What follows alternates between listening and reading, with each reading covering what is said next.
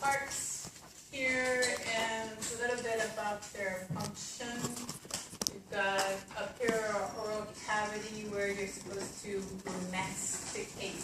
That's chewing in, I think it's Latin. Anyway, you've got tongue, cheek, teeth, you've got salivary glands that are going to provide secretions. Some of the secretions are going to be enzymes that will help to initiate digestion in your mouth. But most of it is actually going to take place down in the first part of the small intestine. There's going to be more enzymes there. The food's going to spend a longer time there. You watch a lot of people eat. I walk across the downtown sometimes and I see people at lunchtime that take a bite out of their sandwich and a bite out of their sandwich and a bite out of their sandwich. Like, my God, you bite and you swallow and you bite and you swallow. Literally that fast. I don't think they chew at all. So mostly what is up there in your mouth is there to help to prevent cavities. So after the fact, after you swallow, then the remnants of the food are digested there until you go in there and brush your teeth or floss or whatever. So we've got 3 salivary glands, but as you know, when you go to the dentist and you're getting your teeth worked on, you got saliva coming from other parts of your mouth too. Your tongue sweats. Your tongue has salivary glands on it. Cheeks are also full of salivary glands. But we talk about glasses. Yes. Okay. There. Yeah.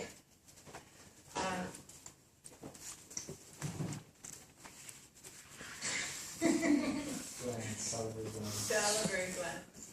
Okay, so I don't know what I was talking about. But anyway, we're going to talk about those 3. And just remember that there are other areas producing saliva as well. So mechanically processing food, that's done in the mouth, and then swallowing is also another mechanical process that's done by muscles in the upper part of the pharynx. Those are skeletal muscles.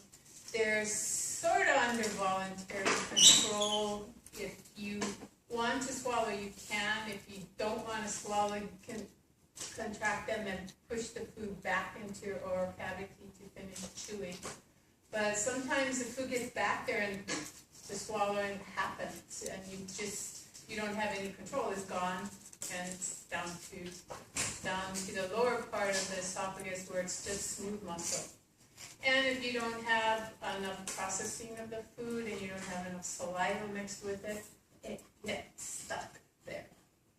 You have to wait till the glands secrete enough saliva, or you got to drink some water or some other fluid to then moisten it to get it on down. Because this smooth muscle area where you have peristalsis, that is the true esophagus, and that is a slower process. So if you don't got milk, if you don't got fluid, then it's going to stick there, and eventually, maybe in a couple minutes, it will actually get into, well, the pressure will disappear, and that's because it's gotten into the stomach. The stomach is going to be secreting chemicals for more additional chemical breakdown. That's primarily going to be for protein breakdown. But most of the digestion of protein is, again, going to occur in the small intestine because there are more enzymes that can break down protein there. And there's only really one that's released in the stomach. And there's also more surface area for the interaction of the enzymes and the food stuff. Some things can be absorbed in the stomach, especially like alcohol. I know you guys don't drink alcohol, but if you did, it would be absorbed from your stomach. But the majority of it is going to be absorbed in your small intestine because there's more surface area for absorption in your small intestine. Some medications can be absorbed from the stomach as well. The stomach doesn't really absorb much material. It also is going to mix and mechanically break down the food stuff that gets there. Small intestine is where the majority of the enzymes are going to have their action.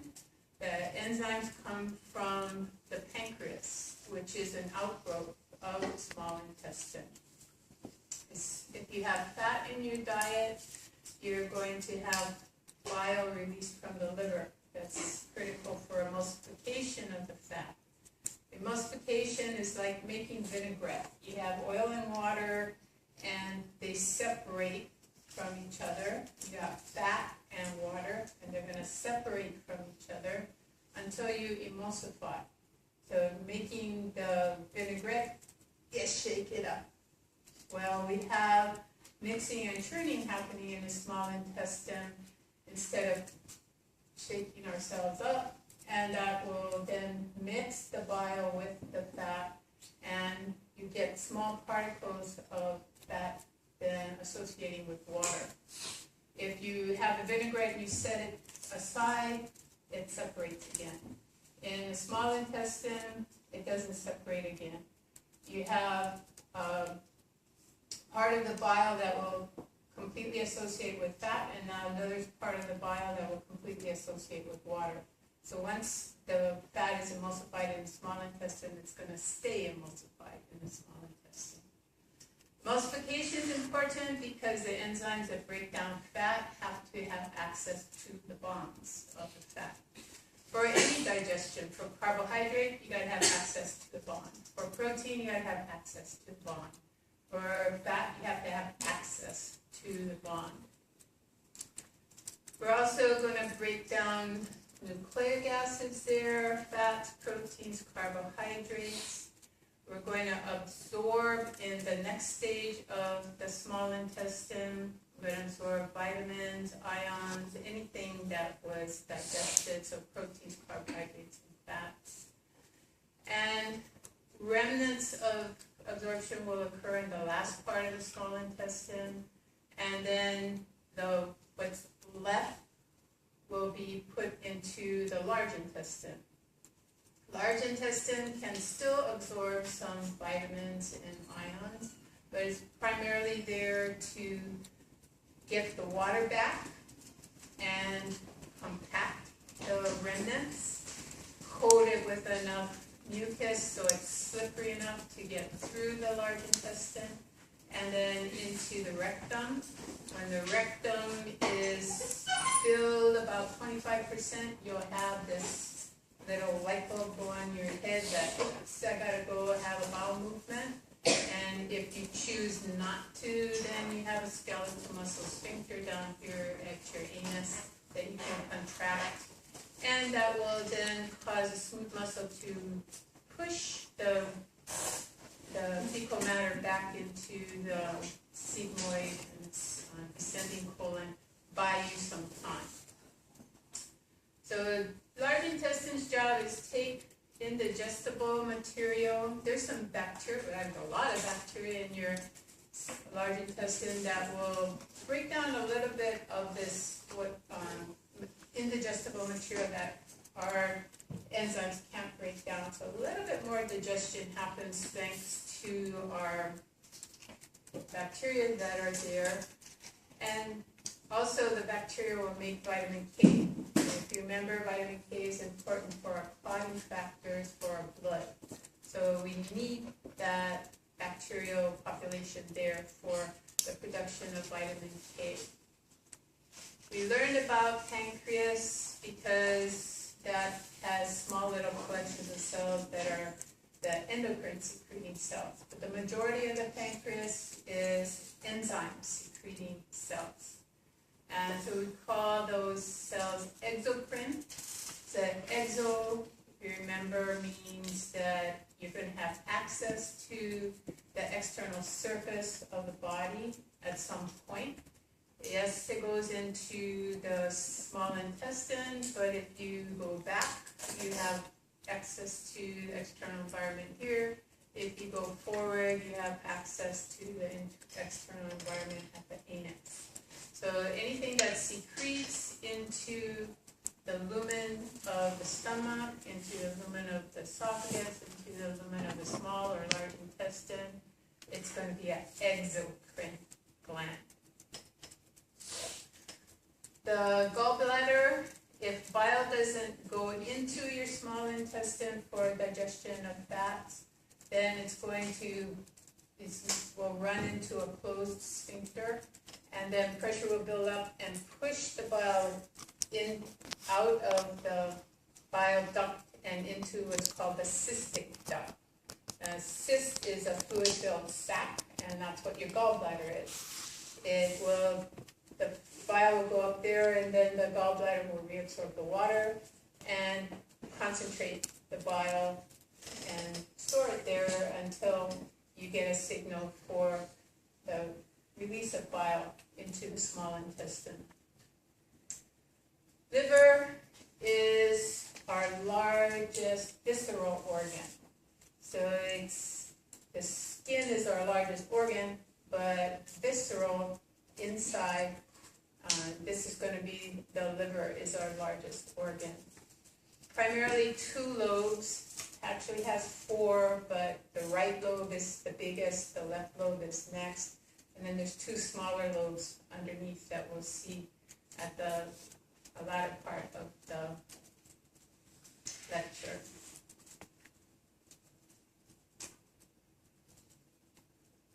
To get into the small intestine, why does it have more surface area? Because it has folds. They're permanent in quotes, meaning if you use your small intestine for digestion and absorption, then you'll keep these folds present. They're called plica, which means that you have a pleat in the submucosa, and you'll have the connective tissue and blood vessels pulled up into those pleats. And then on top of the plica, you're going to have more folds that are little finger-like projections. Those are going to be called villi. So you got plica, which increase surface area, and then you've got all these small little villi, which increase surface area. And then on the surface of each of the villi, we've got columnar cells with a high density of microvilli on them. So you've got a huge increase in surface area via all these pleating of the plasma membranes and underlying connective tissue. If you get so sick that you can't eat food, if you have to be fed intravenously, if that goes on for a long period of time, your body doesn't keep that surface area.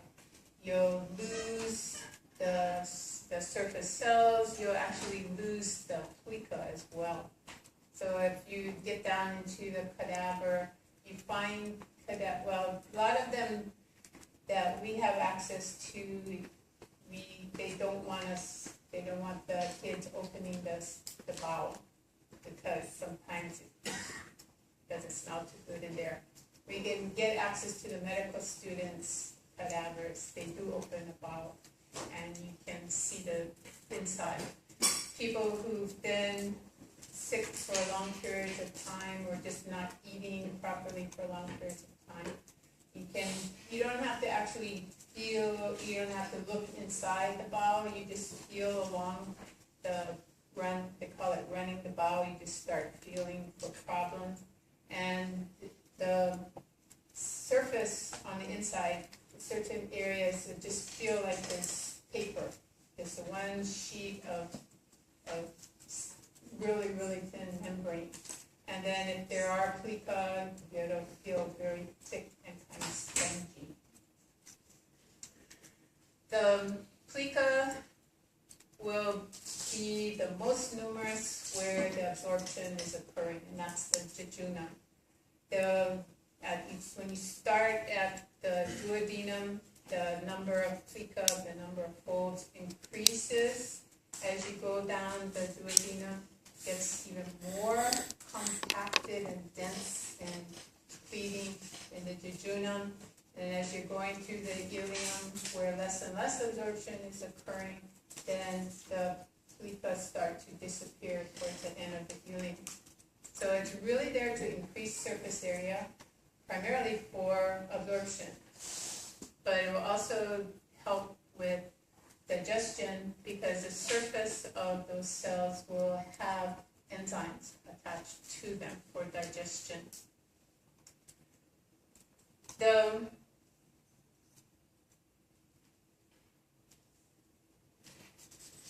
glands in the submucosa. So mucosa will be your columnar epithelium and sitting on the villi. And then the villi will have a lamina propria, and then it will be attached to a base, smooth, very thin muscle layer called the muscularis mucosa, which isn't listed here on this slide.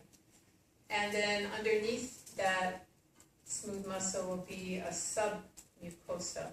So with submucosa, you're going to see a lot of connective tissue, nerves, and blood vessels. And some of the smaller blood vessels and lymphatics will actually go up into the villi and help with absorption of the nutrients. There'll be nerves that will go to the smooth muscle layer called the muscularis mucosa. They will be from a network of nerves in the submucosa. So that will be called the submucosal plexus. And then we have a thick layer of smooth muscle that's called the muscularis externa. And there'll be another plexus there as well, and that will control the blood vessels in the submucosa and actually stimulate a lot of the action potentials in the plexus that's in the submucosa. So I put a little note here, cut and pasted it from another slide that you have. 80% of all fast EPS feeds, do you remember what EPS feed stands for?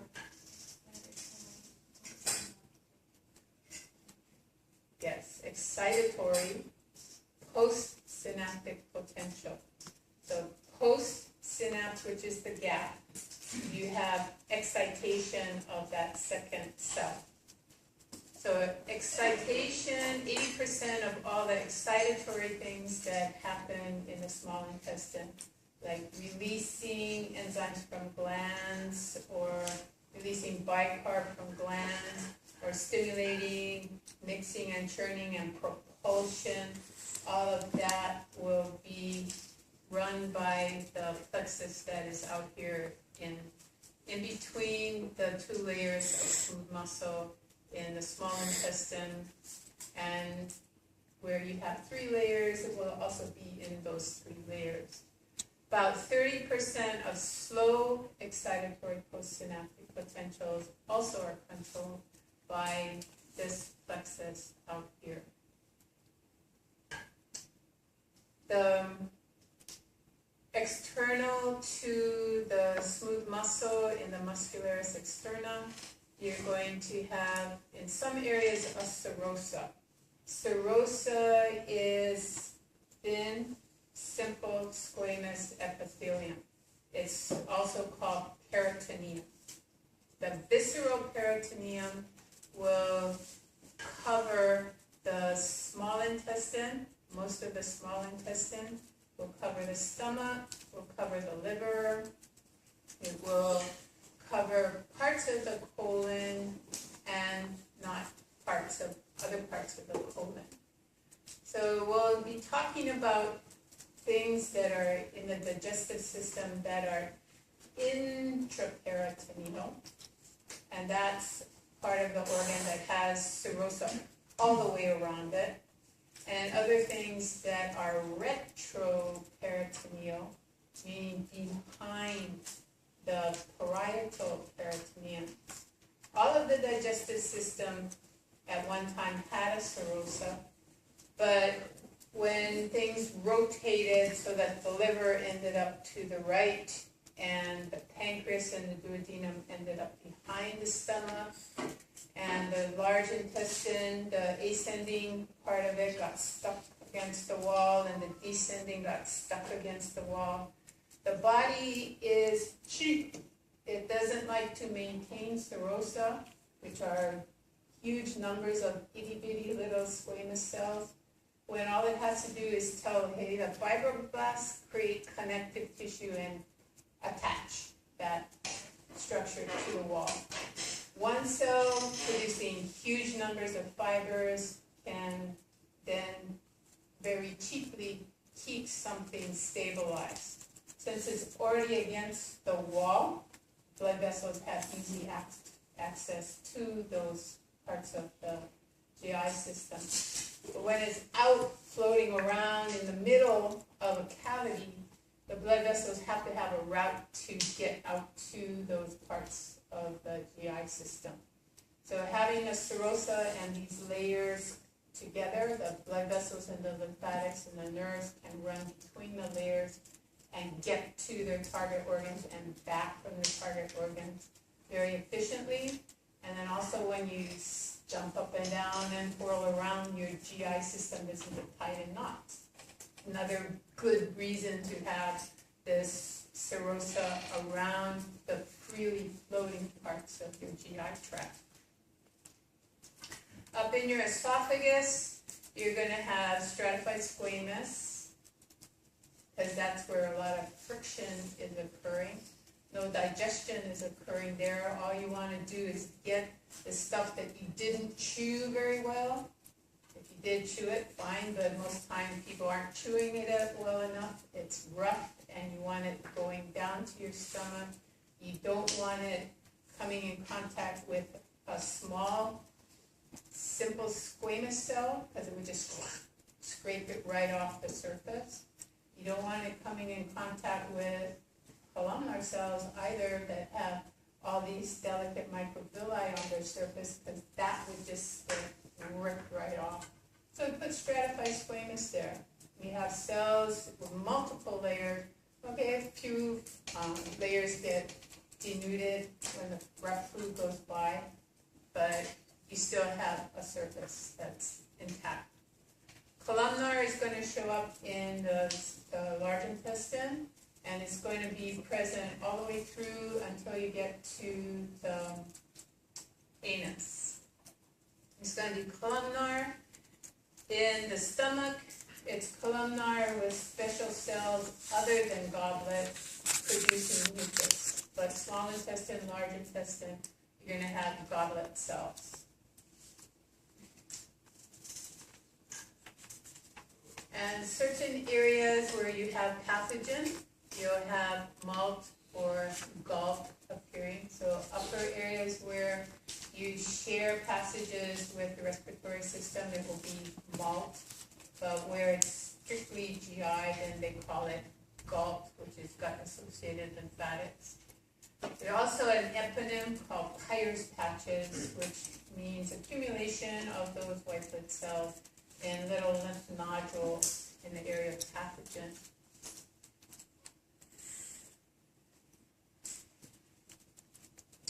So a mucosae, or mucosae, plural, are going to be the epithelium, which is stratified squamous in the esophagus and pharynx. And then from the stomach on, it's going to be columnar.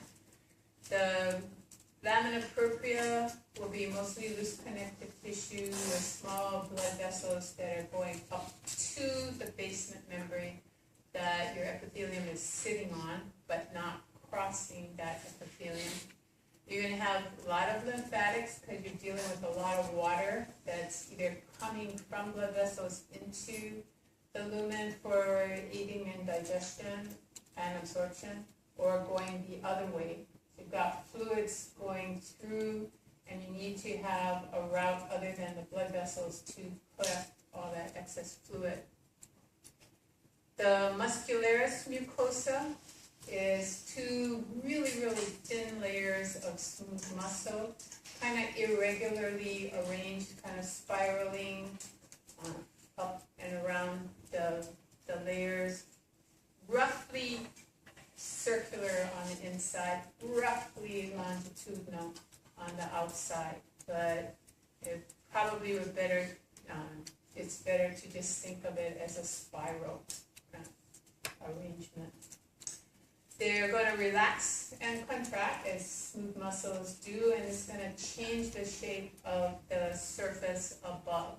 So it's going to change the surface area of your epithelium. And this is for changing the surface area for absorption and secretion. Peristalsis, we'll talk more about that in Sherwood. It's a propulsive force, and it consists of smooth muscle contracting to constrict behind the stuff that you want to move, usually called the bolus. And then that will be circular constriction, and then longitudinal shortens to shorten the length of the tract, and then propulsion is occurring. So we've got circular smooth muscle contracting there, contraction of the longitudinal occurring here, so the tube downstream shortens, and then you get the bolus further along the tract when you get the relaxation of the longitudinal and more contraction of the circular, the bolus starts to move on down. So this is propulsion. We'll see in, I think maybe even the next slide. Yeah, so we also have another type of action that's not for moving things from one place to the next, but for mixing things up and chopping things into smaller bits. So we've got things digested, but we want to mix them with the digestive enzymes, and we want to get new digested material to the surface so enzymes can act on the surface contents. So food that's newly entering is going to be chopped into little bits, and then those bits will be chopped in half, and then those bits will be chopped. And things will move backwards, things will move forward, but ultimately little bits are going to get combined together and mixed with the digestive enzymes so that you get all the enzyme interacting with all the surfaces of the ingested materials. So this is for purposes of churning and mixing with the digestive enzymes, but not net movement along the tract. So where you're doing the most digestion, which is duodenum, you're going to have the majority of this mixing and churning. But some of that will also occur in the jejunum because you want to get the digested material close and you want to mix it up so that new nutrients get close enough to the epithelial surface for absorption. And then it's called something different when you get into the colon. It's not this mixing and churning anymore. Intraperitoneal. So these will have visceral, which means organs, peritoneum, completely around all the surface of this particular organ. So stomach is considered intraperitoneal. Liver will have complete coverage of viscerosa. It's intraperitoneal.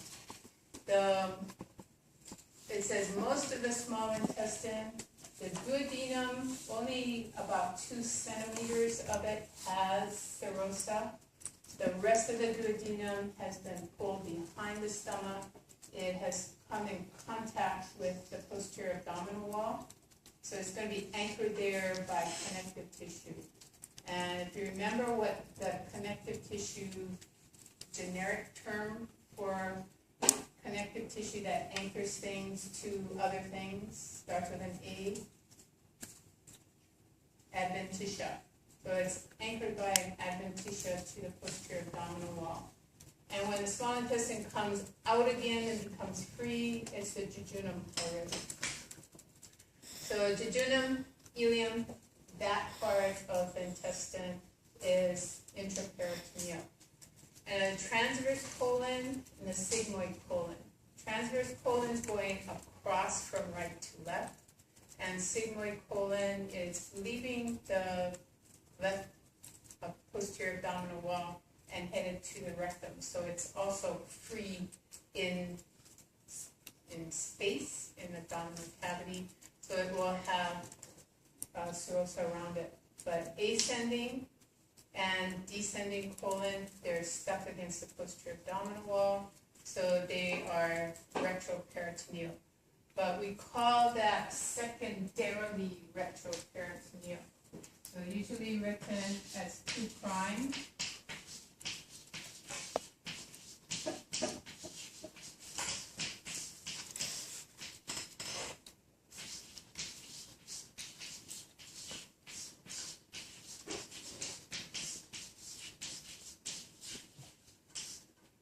So retro is behind the peritoneum. This will be your parietal. Secondarily, due to rotation,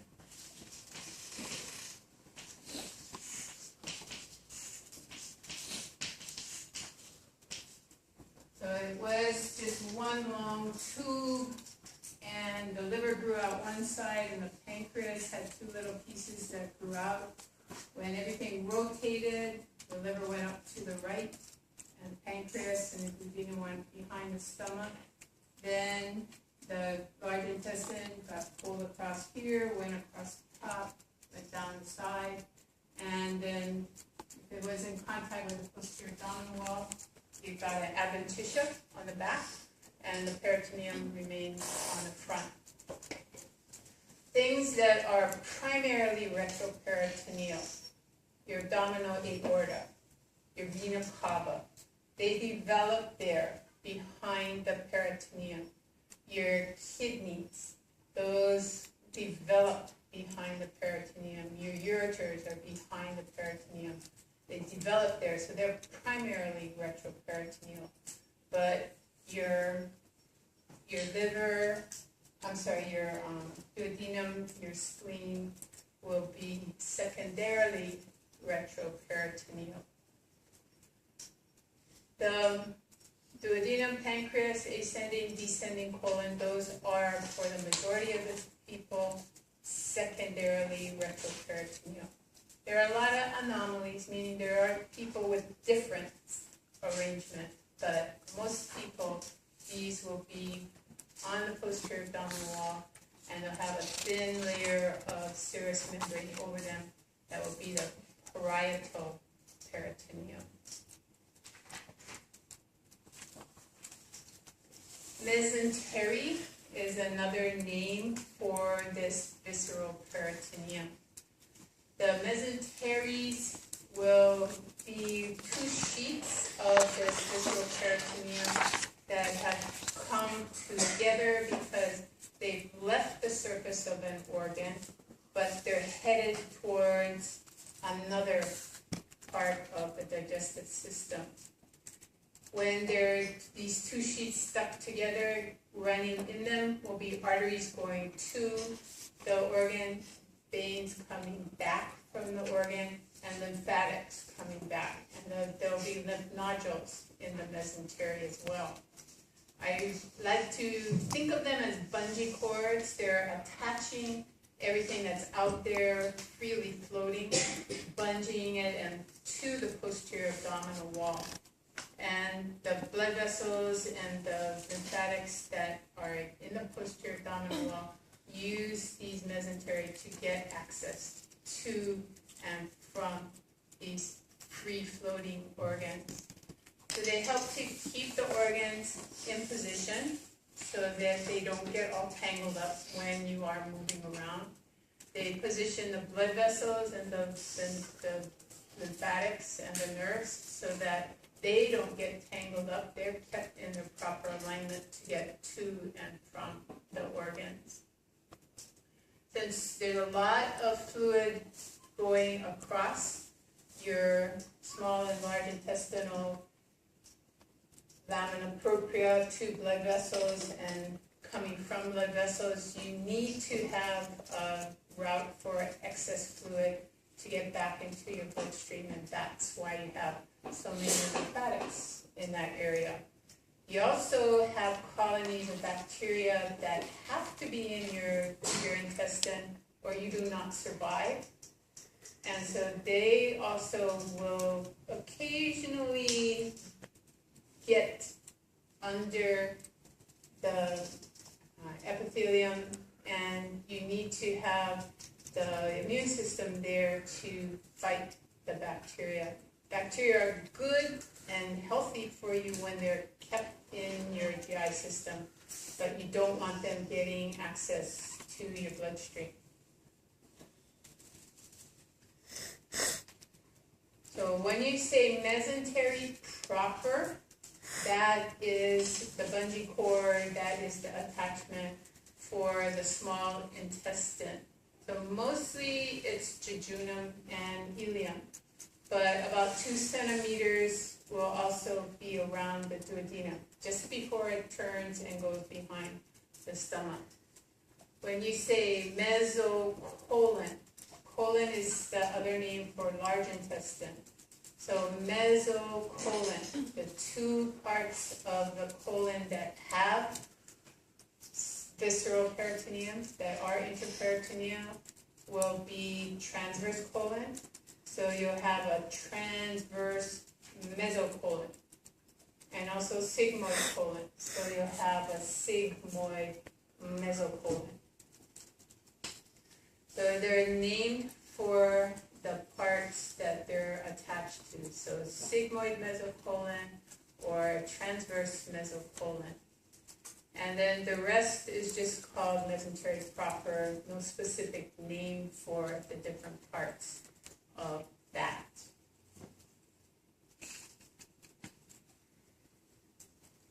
So this illustration is showing you that you have the ascending, descending colon. They're secondarily retroperitoneal. They're against the posterior abdominal wall, anchored by adventitia, covered by parietal peritoneum on the front. And then transverse is going freely across the abdominal cavity. So in order for blood vessels and nerves and lymphatics to get to and from it without getting all tangled up, and to keep it in the right position across the abdominal cavity, you've got a transverse mesocolon. The small intestine, where it's coming out from behind the stomach, then it becomes jejunum. This is kind of shrunken down so that you can see the layers of the peritoneum. You've got a dorsal peritoneum here that is called fusion fascia. It's going to come across the front of the ascending colon, and it's going to be on the posterior abdominal wall and stuck to whatever is behind it. And then this that's coming away will be part of the mesentery proper. So blood vessels will use 2 little thin layers of this visceral peritoneum that are stuck together, and they'll be sandwiched in between to get arterial blood to the small intestine and the colon, and venous blood back, and then also lymphatic fluids back Also nerves that are part of your autonomic nervous system that will influence your digestive system will also run through that mesentery to and from the large intestine. I'm sorry, small intestine.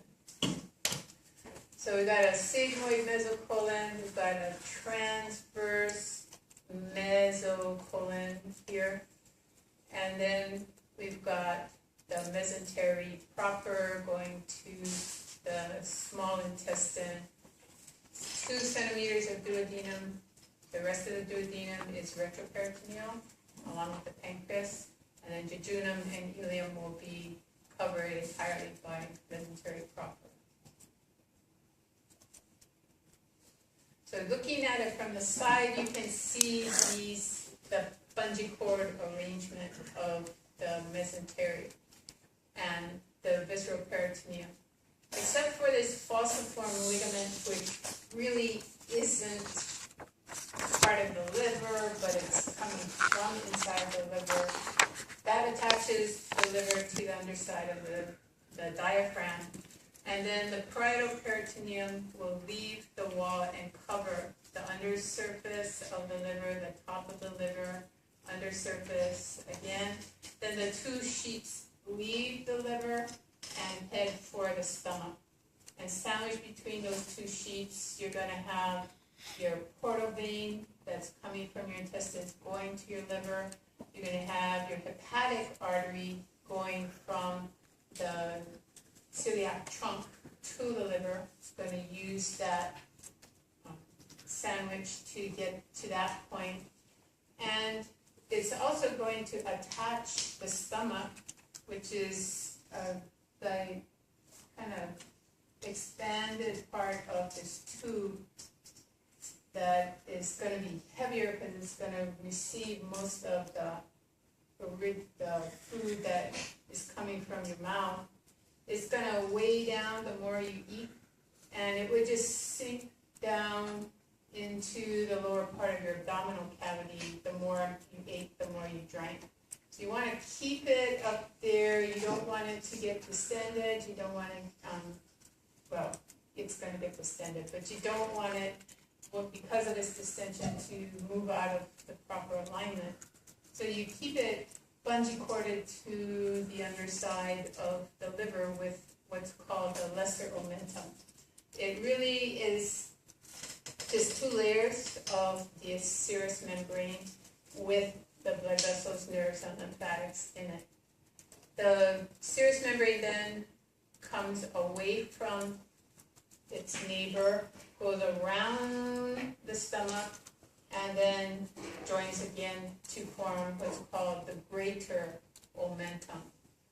Greater and lesser has to do with the curvature of the stomach. So just run forward a little bit. So stomach has a small curve and it has a big curve. So lesser omentum is referring to the fact that this peritoneum is attached to the lesser curvature. The lesser omentum, we'll talk about the parts later. And then where the peritoneum comes back together on the greater curvature of the stomach, it forms the greater omentum. They look very different from each other, so more about that later. So greater omentum comes away from the greater curvature of the stomach, and it goes down and it folds back up underneath itself. It's oftentimes referred to as the fatty apron. It's very full of fat. It hangs like an apron over the small intestine. So it comes down and folds back underneath itself. When it gets up to the transverse colon, it splits apart again, goes around the transverse colon, and forms the transverse mesocolon. Then it comes back together and attaches the transverse colon to the posterior abdominal wall. So it's, again, bungee cording that, the freely floating transverse colon to the posterior abdominal wall. So blood vessels that are back here use that route to get to your transverse colon. When the peritoneum comes away from the wall again and goes around your jejunum and your ileum, then it's forming the mesentery proper. And blood vessels again use that route to get to the different parts of the small intestine. Lymphatics get back from the small intestine. Nerves get to the small intestine using that sheet of serous membrane. When it's around the small intestine, it's visceral peritoneum. When it's attaching it to the posterior abdominal wall, it's referred to as mesentery proper. But it's really all the same serous membrane. It's either acting as a conduit for things to get to and from the intestine, or it's wrapping around the intestine. Sigmoid colon, it's out there, it is running from the descending colon through the top of the abdominal cavity and then heading into the pelvic cavity in the center where the rectum is. So it has to leave the posterior abdominal wall to get access to the area of the rectum. So it needs to have its support. That's the mesocolon, sigmoid mesocolon. You notice you got duodenum back here, pancreas back here. They're attached to the posterior abdominal wall by the connective tissue adventitia, but on the anterior surface they still have peritoneum, but it's parietal peritoneum now.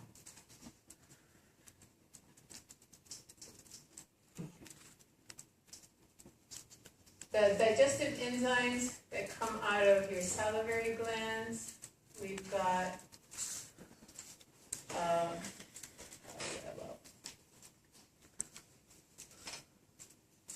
a parotid gland here. We've got one that's right under your tongue, so sublingual, and then we've got one that's under your jaw, right underneath your jaw here, and that's called submandibular. If you see the term submaxilla, it's really talking about the same thing as submandibular. In Europe, this is their maxilla, if you remember, and this is below the maxilla, so this is sometimes in Europe called the submaxilla. And so depending on where the textbooks were written and where the person is educated, you might see submaxillary gland, but it's the same as in America we call submandibular. So we've got secretion. We've got the parotid gland secreting primarily salivary amylase, and this amylase is going to digest carbohydrate. And then we've got sublingual gland that's going to be secreting a lot of mucus, but not much else in the way of digestive enzymes. And then the one that is the workhorse of your salivary glands is your submandibular gland. It secretes about half and half amylase and mucus, and total salivary secretions of the glands, it's secreting 70% of the volume into your mouth. The parotid gland is the largest, but it's not secreting the bulk of the saliva. So in your mouth, so in your mouth you've got salivary amylase. You also have from your tongue something called lingual lipase. So lingual is your tongue. Lipase is lipid digesting enzyme. So lipase, lipid ACE enzyme. Interesting about lingual lipase, it's actually more active in the stomach than it is in your mouth.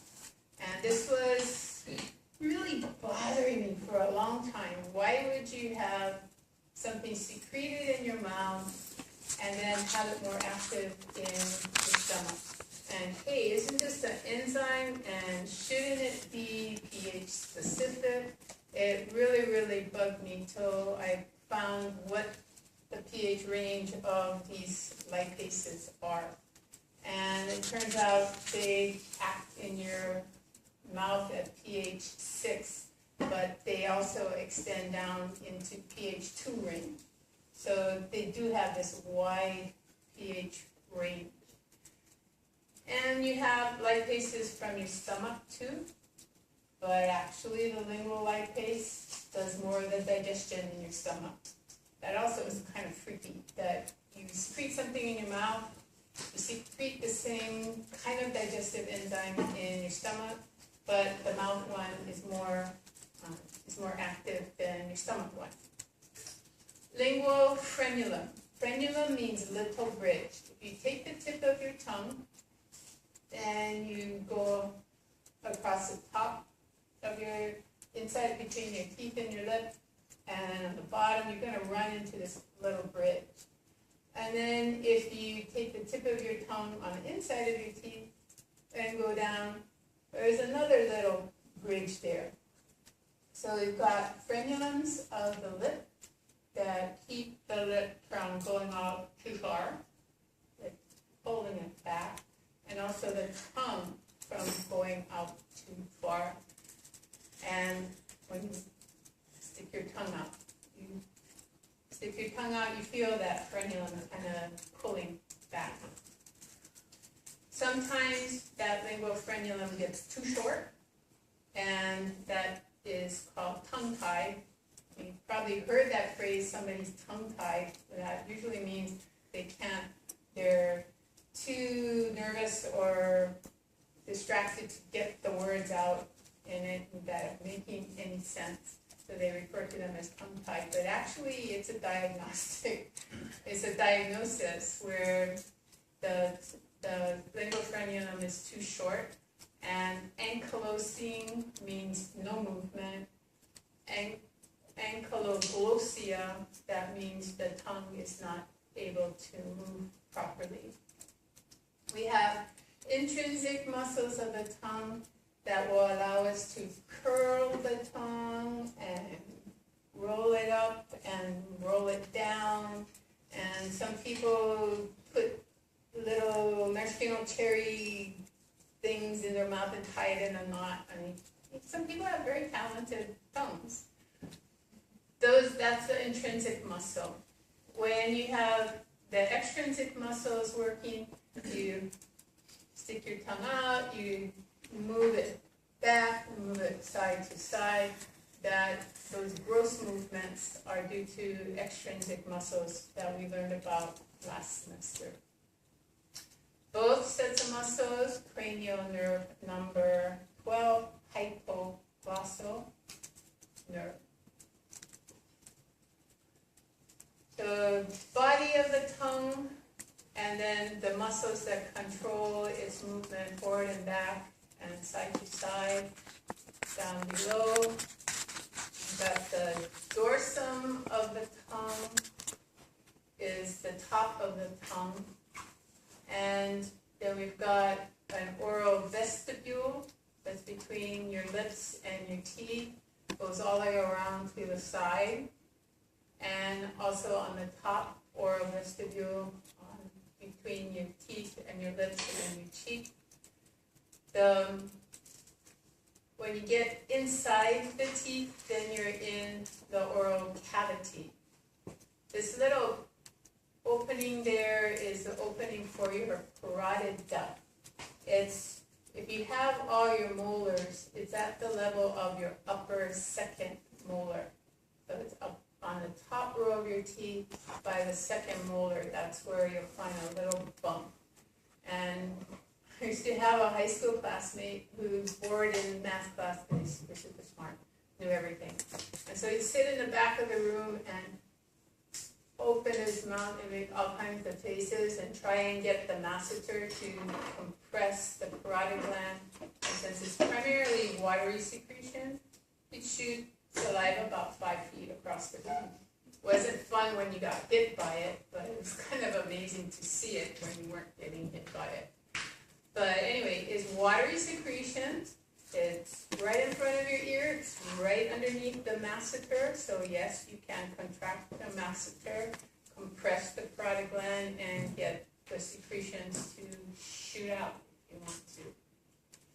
You also, the submandibular gland, it has two openings on either side of the lingual frenulum. This one, sometimes if you're talking a lot and thinking of food maybe or whatever, but you're salivating a lot, just moving your tongue will compress the gland, and that is more commonly shooting saliva across the room, or just a little bit out from under your tongue.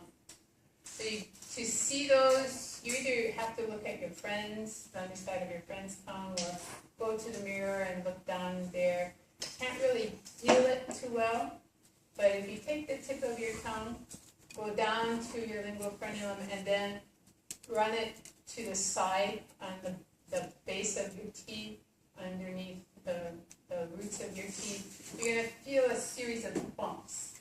And those on both sides, those are the openings. They're running right on either side of your tongue, and those will be the openings for your sublingual salivary glands.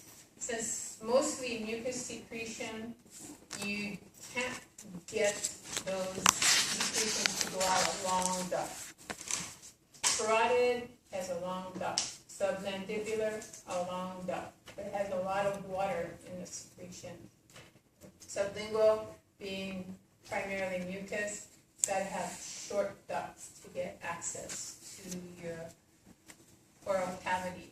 So oral cavity here, control of your parotid and the serous secretions of your submandibular gland, those are under parasympathetic control. So those are your digestive enzymes. And then the mucus secretion is under sympathetic control. So if you do a sympathetic fight or flight, you're going to get dry, sticky mouth. And when you think about food, you get a lot of saliva going through your mouth. So picture of your frenulum of your lower lip, frenulum of your upper lip, and then lingual frenulum there. In the back of the oral cavity, you have your palatine tonsils, and then you have this hangy-bally thing in the back there. That is your uvula.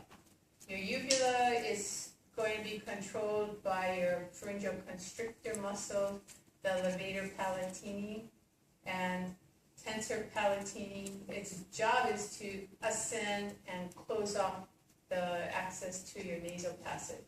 So that when you swallow, food and fluids don't go up into your nasal cavity.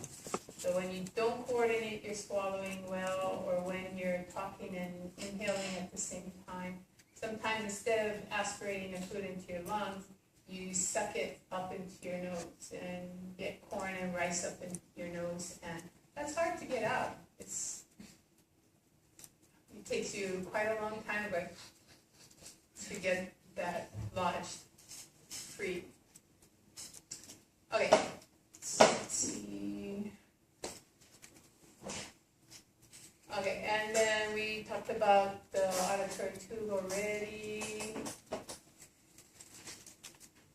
Okay, I think that's it. So take a break and we'll come back.